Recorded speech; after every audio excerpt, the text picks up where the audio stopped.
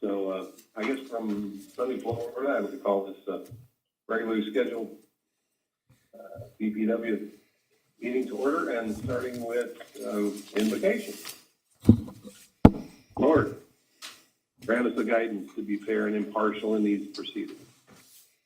Pray that we offer the best solutions for our city citizens and ratepayers. May we act only in their best interest with your help. Thank you for instilling your peace and prosperity for us all. In your name, amen. And if you can find somebody there to lead the Pledge of Allegiance, that'd be a great start. Sure.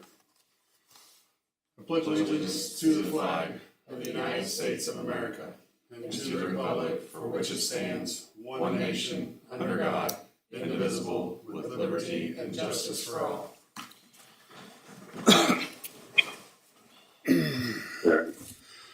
I'm in an internet, not the best internet place, so I don't have the agenda up. So if somebody, I guess, needs to make a motion for the consent agenda, that I'll leave that to either Cole or Lucas. So we need a motion to approve the consent of the agenda from April 20th of 2026. I'll make that motion. Second. All in favor? Aye. Aye. Motion passes. Comments from the audience is next up. Hearing none, we'll move on to the regular reports. General Manager report, Matt Munslinger. All right. Just to give it a little bit of insight into the recent capacity market. Again, that happens every April, to where load serving entities submit what their load forecasts are for the future year, and the generators submit what their capacity availability is into the market, and they set the price at that point. This year it occurred on April 28th. As a result of it, overall they saw capacity prices decrease from roughly 126 megawatts or per megawatt day, down from $217 per megawatt day from last year's auction. As a result of last year's auction, we went out and secured capacity prior to the auction. So the only way this auction really affected us is they go back and look at your reserve capacity requirement, and it actually bumped ours up a little bit. And how it impacted us was the fact that based upon the initial reserve requirement, we were looking to sell off some of the excess that we had. As a result of this revised estimate, we had to keep some of that ourselves and didn't realize that inflow of cash due to the sale of it. So it's going to impact us roughly $200,000 this year. Negatively? Yes. Okay. Just because we weren't able to sell that excess that we had originally purchased. I got you. Back into the market. I got you. Now there will be some things coming out maybe in next year that affects the capacity that we do have. Mm-hmm. They're relooking at some accreditations, and so it's something we're going to continue to monitor and as we go toward next year's auction. So on another thing, we did receive the APPA Safety of Excellence Award. This is due to the fact of meeting safety requirements and not having lost work hours. So that's something that we did receive. We submit that on an annual basis. And then if you'll look at the last page of the general manager's report, overall, the cost of energy is down. I will say that we have seen some rather high hours of energy, typically between that 6 and 9 p.m. or 5 and 9 p.m. range, where you got the solar that has been serving that load all day is starting to fall off, and it's kind of that weird hour where solar, we don't know exactly when it's going to dive off, but at the same time we've got to have generators sitting there able to pick up that load when it does. So we're seeing day ahead pricing $160 a megawatt. So that's something that historically we haven't seen that high. So just Okay. wanted to pass that along. And that's all I got for the general So it's manager. high at the peak, but the overall is Overall is low. low. So does it even out throughout the day? I mean, even with that high peak, or It just depends on our load. Our highest demand or our highest load on the system is usually in that 4 to 7, 4 to 8 period. So we are buying more hours of that higher cost energy. So, okay.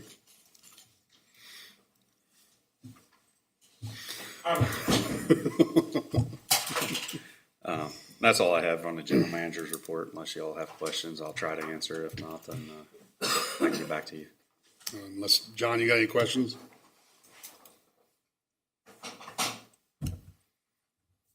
John? Give me a second to unmute. No, I do not. Oh, Sounds okay. great. All right, cool. Next up is operations report. If you see on the electrical outages page at the first page of my report, you'll see we got a lot of animal related outages. We typically see that this time of year just for the fact that we got the new squirrels, the new birds, the young ones that fit maybe in places that adult animals can't, or they don't know what that tingling means of getting too close. Mm-hmm. And so we do see an uptick in outages caused by those, but we do have the animal guards in these places. We are using this to evaluate the manufacturer of animal guard that we use, and may go to a different style if this can persist. Do we buy our animal guards, or Yeah. they're not made in house? Mm-hmm. Is there any way we can modify them? Is that a possibility at all? I can ask. I mean, there are some that are like a clamp-on design that you don't have to shut the transformer off to install. Those are the ones we typically have the more of the issue with them. Sometimes they'll get in there and they'll get hung up in them. The more full protective covering requires it to be shut off, and so we use that in some of the areas that we have the more repetitive problems. Gotcha. So, they're more expensive and require more time to put them in. So, Okay. on the water treatment plant side of things, we're running right along. We have seen an uptick in water consumption. A couple things to pass along is we did complete the basin cleaning that happens both in the spring and the fall. We did complete it in early May, and then our next GAC exchange is scheduled for sometime in July. We don't have those exact dates yet. Water distribution, the crew finished installation of a new 8-inch main that is to replace a 2-inch line that was old, undersized, and had several leaks on it. And so rather than just dig up the individual leaks, we replaced about 2 blocks with 8-inch main. So it'll help us with our flows and also reduce our overall water loss. On sewer treatment side of things, if you look at the April 26 numbers, they are high, and that's just due to the fact that we had high river levels for several weeks there, and that water found its way into the sewer system, and we're having to treat. Wastewater collection, pretty routine. We had no SSOs for the month, and so besides doing manhole raising behind the street department, when they pave the street, we'll come and cut the circle out around the manhole and raise it up with concrete to provide a smooth driving surface. The crews have been doing more sewer cleaning and televising, and that's showing with 0 SSOs occurring during the month. Technology related, they're on NISC as a result of the April election. On May 1, we no longer charge the $1.90 for the recycling fee. I believe it still shows up on the bill. Is there's still a line item for the recycling fee at this time on the bill? Okay. We haven't totally turned off that module yet. We're in discussions with the city and see how they want to move forward with it, because we determined it was cheaper for us to keep that option and just hide it in the background than it was to take it away now And then if they go back out and get that approval, then put it back on, so. And then, we updated our aerial imagery. That's something we do about every 5 years as things change, new subdivisions come online. We do that to better improve our mapping system, to help ourselves in locations and then, seeing problem areas. That's all I've got for the operations report, unless you all have any questions. I don't. John, anything else? Any questions? Nope. All right, we'll move on into projects. Project reports. Water loss is still a big topic.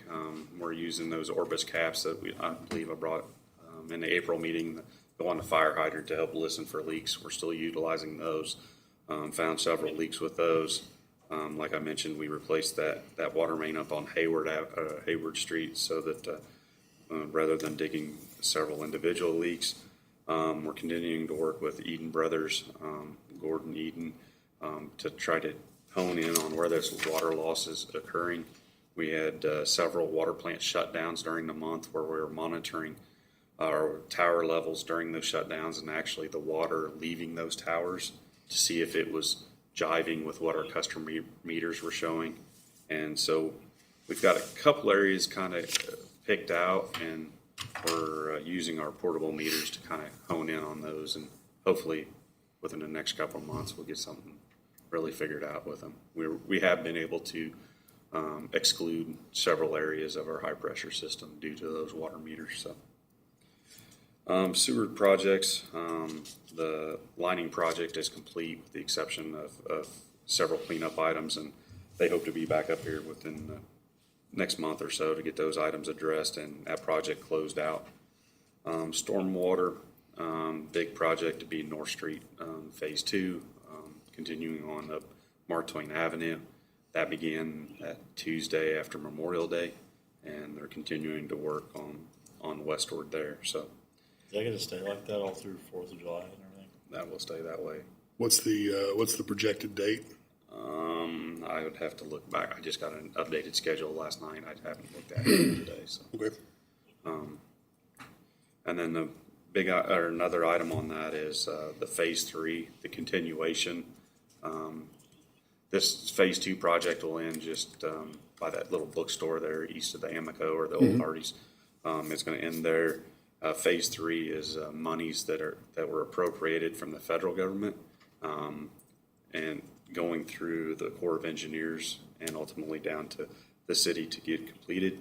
Corps of Engineers got their paperwork together, and that will be going before council tomorrow night to get approval, and then we're looking at maybe bidding that project out later this year with construction next year on it. Is that going all the way up Mark Twain Avenue, all the way up to Grand Avenue. Grand? Okay. Yep, that is the plan.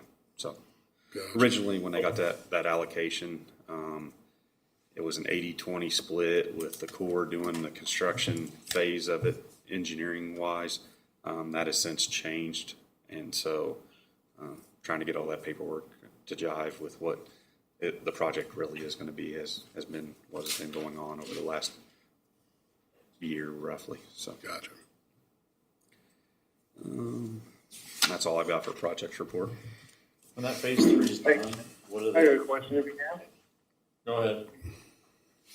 Go Hey, ahead, did John. we get any political blowback from the contractor nicking a main water supply line downtown? We did not. I mean, that line was not even on our maps.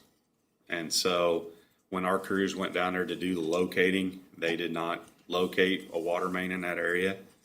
And Wow. so What was it exactly? I mean, it was a water main, obviously. it was an 8-inch water main. Nobody knows when it was installed. It kind of runs diagonal across from Rock Street over to I believe it's a 14-inch water main that's on the south side of Mark Twain Avenue. Where does it feed? I guess it goes up to Cardiff. It ties downtown. Does it? Okay. What we think happened is with the old bridge approach being there, some stuff got rerouted when construction occurred, either installing additional lanes, or when they did away with the bridge, we're not quite sure when that water line was modified, but it didn't show up on any of our water maps that we have access to. So crews have been down there. They did locate it while it was dug up, and they have been working to. They found a couple other anomalies during the trying to shut that off, and so they're working through that process of trying to identify exactly what is installed down there. So, Education process, good stuff. yes, I was just asking, when they get up to Grand, that completes that project, right? okay, yes. But is that like complete, or is that just complete as far as what was granted? There's more work where it needs to go further, or? That ties into part of a storm sewer that was installed when the new bridge was constructed, Okay. and so they've done So evaluation. it'll be good all the way It'll down be good to, all the way down to the river, Okay. or down to the levee, I guess. Yeah. So I haven't been down there. Have they got that cleaned up yet? majority of it, yeah. We got Where the road used to go and just dead ends into the. they got to do some smoothing and some seeding down in there, but yeah. Any other questions for Matt on projects? All right, we'll go ahead. Are we going Oh, go ahead, John. to be, I'm sorry, are we going to be having any understanding of what that is there for the July activities? You'll have to say it again. The rerouting of the Mark Twain Avenue stuff down there, I know it's probably going to end up being congested down there during the 4th of July, and I don't know if there's anything we can do to either say, oops, or sorry, or we think the 4th of July is not going to be affected very much by, Mark Twain days and all that stuff. Do you think that the construction will be far enough away so that they might be able to have a lot of free flow of the Mark Twain Avenue traffic for the 4th of July? It's something we can look into. I don't see it occurring. We've worked pretty extensively with MoDOT to get a traffic pattern that was consistent. They wanted us not to move it much during construction, just so people get used to it and hopefully become second nature traveling through there. And so we can talk with them and see what they would allow. The only thing I can see that's going to be an issue is like the night of the 4th. That might be Well, just all weekend people park. well, people park all along 3rd Street there. And, 3rd and North and all those streets. But Crazy madhouse anyway. it's going to be nuts anyway. It always is. They'll figure it out. I think MoDOT might make a lot of sense with it being that way and people are accustomed to it. Maybe they'll understand which way it's going for the first few days and then, know how to deal with it. We can ask. I wonder if they're going to be working. I guess like Friday's the 4th, so that surely Saturday's for. Saturday's 4th, but they'll be off for Friday. Mm-hmm. Like and it doesn't get Thursday, Wednesday, Thursday won't be too bad. But anyway, if it's all going to still be down there the same way as it is now, then people will be accustomed to it. And I think that's the best we can do, and it's probably a good idea for MoDOT to say, yep, people are accustomed to it, so that's the way it's going to be. There's nothing you really do to change it. We could have started earlier, but, permitting and all that stuff just didn't happen. So, it's the way it is. I think it's something we're going to have to kind of grow with, I think. Yeah. Probably prepared to get smacked around a little bit by city council. Maybe. I don't know. Might not. That's gonna be your guys' problem. Thanks, John. No problem. Anything else for Matt? All right. We'll go on into financial report. Paul? All right, well, good afternoon. Again, you did hopefully see April's financial report that we sent out, even though we didn't meet last month. But we'll go ahead and just go over May today, and then I'll take questions on either April or May at the end.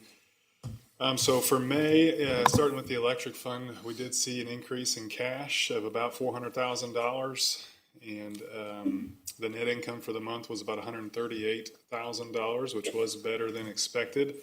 We did once again see higher kilowatt hour sales this year compared to last by about just under a percent. Net purchase power was actually $53,000 less than we had budgeted, which hasn't happened for a while. Year to date now, the electric fund has a net income of $760,000, and that is better than expected. Revenues are up by about 6.9%, and that is due to, again, kilowatt hour sales, which are up 2.8% on average. And then net purchase power is offsetting that increase in revenues as it's about 8.5% higher than what we had budgeted. The debt coverage ratio, if we were to end the year at the end of May, would be a 3.67, and then for the last 12 months would be a 3.13. And so we do still have 1 month to go in the electric fund and before the end of our fiscal year. But any questions in electric before we move on to water? What's the goal number again? I ask you every time. 1.25 Is our goal number? Our that- goal ratio? That's what the bond covenant, the rate covenant And we're at requires. And we're at 3.67. So that's on a 12-month moving average? 11 month, right? Or no, you're saying over the last 12 months. Yeah, so for our fiscal year, which started on July, and if it ended through May, that calculation would yield 3.67. If we went back 12 months, and so caught last 3.1. June, we'd be at 3.13. Yep. So we are in pretty good shape with the electric fund. You got to keep in mind that there are a couple auditor calculations that they run based on our loggers and things like that can affect that ratio. And then, obviously, extremely hot weather, all kinds of other things that could affect it. But right now, we're in good shape there. Well, the fact that it's in the 3% doesn't mean that we're out of the woods with everything, because we've not totally, but significantly drained the electric reserves with the fact that we didn't supplement with rate increases. So a little bit above the 1.25 up into the 3% area means we're making 2% profit more. But that should, in fact, and maybe Paul, if you can confirm, put a little bit more into reserves. Yeah. So right now, our projection for the 12 months of this fiscal year is to add about $767,000 to the reserve if we look back to last July 1st. Like we've discussed, our policy, our cash reserve policy, requires us to add about 1.4 million. And so we are a little bit short of that, but we are on track to at least add back to the reserve this year as opposed to lose. And so the rate analysts that will be looking at that should see that as a positive when they come to redo that rate analysis next year. Do we have a projection on what we're going to add back to it? For this year, yeah, about $767,000 is what we should add to the reserve this year. So the two main areas that they look at would be that debt coverage ratio, and then that you are adding back to the reserve, albeit not quite hitting our policy, but still headed the right direction. So it should be a positive sign.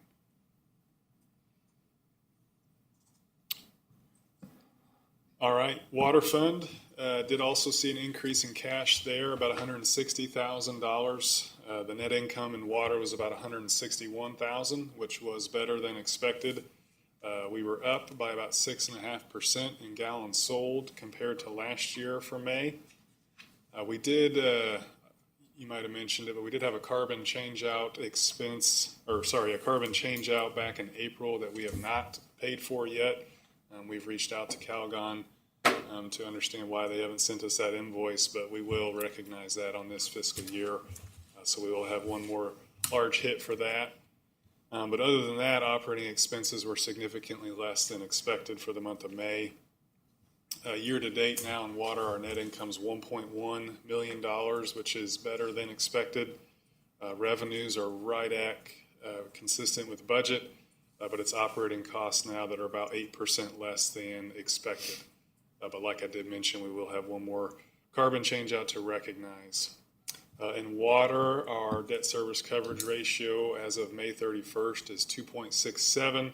And if we went back the trailing 12 months, it'd be a 2.76. So again, over that 1.25 requirement in water as well. Any questions in the water fund before we wrap up with sewer? Okay. Lastly, the sewer fund also had an increase in cash, a very slight increase. The net income in the sewer fund was $13,000, which is right at what we had budgeted. Unit sales were up by about 4% compared to last year, and operating costs in sewer were about 6% more than what we had expected. Our year-to-date net income is $267,000, and that is slightly less than what we had budgeted to be. Revenues are about 1% less than budget, and operating costs are now 2% more than budget. With sewer, our debt coverage ratio as of May 31st is a 3.43, and for the last 12 months is a 3.56. We are halfway through June, and so we will wrap up our fiscal year June 30, and things will get really busy around here. We've already got the auditors scheduled to come actually on June 30th to do an inventory count. We haven't done one of those with the auditors in, I think, 3 or 4 years. We do one here ourselves, but this will be the first time that they'll actually be on site counting with us in quite a while, so that will be good. Again, our audit will be later in September, but pretty much from the end of this month till then, we'll be working to wrap up the books and get all those calculations finalized for the auditors. And just to kind of close the book on what Matt was talking about with the capacity auction, you know, we've averaged about a 55 megawatt peak and reserve requirement. And so that is what our initial reserve calculation was 55.3. When they redid that calculation, it bumped it all the way up to 57.4. So typically we see that move, either stay the same or move just a little, but that was a substantial increase. So very fortunate that we kept more on hand from what we had bought with Birch Creek because we were able to use that cushion to apply to that larger reserve requirement. So that was very fortunate that we did that. I think that's all I had to report on. Is there any questions on anything with the financial reports for April or May? What do you consider a slight increase? Do we have a number on that in the sewer fund? For the in cash? Yes. I ran it. I think it was usually when I say slight, it's negligible, I guess. Yeah, 50,000 or less. That's fine. Yeah, I just kind of, I didn't know. I mean, there was really nothing specific, so I thought I'd. Right. Yeah. I could have put the exact number. If I'm recalling correctly, it was less than 20,000. Okay, that's fine. Yeah. So the sewer fund's the one fund that's really kind of been, not seeing the budgeted revenues that we had anticipated, but it's still doing fine financially. But yeah. All right. All right. Well, thank you. Yeah. Thank you, Paul.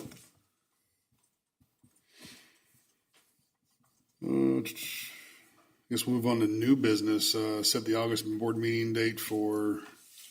Darren will not be here at the regularly scheduled meeting. Okay. Just asked that if we could set it sometime that following week. I had it pulled up earlier.